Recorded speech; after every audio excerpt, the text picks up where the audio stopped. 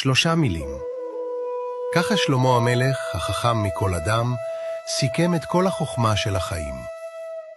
הסיפור מספר ששלמה המלך ביקש מהיועץ שלו משימה בלתי אפשרית. תביא לי טבעת קסומה. טבעת שכשאדם שמח מסתכל עליה, הוא נעשה עצוב. וכשאדם עצוב מסתכל עליה, הוא נעשה שמח.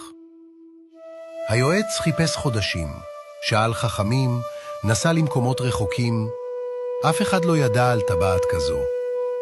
ואז, יום לפני המועד האחרון, הוא נכנס לחנות של צורף זקן בשוק בירושלים. סיפר לו על המשימה.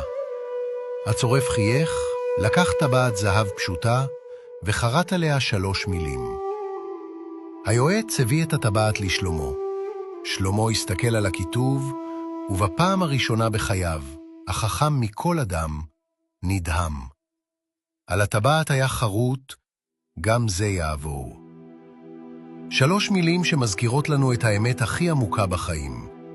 כשטוב לך, תדע שזה לא לנצח. תאריך כל רגע. כשרע לך, תדע שגם זה לא לנצח. תחזיק מעמד. הכל עובר. השמחה עוברת, הכאב עובר, הכישלון עובר. ההצלחה עוברת. מה שנשאר, מי שאתה הפכת בדרך. בפעם הבאה שאתה בשיא או בתחתית, תזכור את הטבעת של שלמה. גם זה יעבור.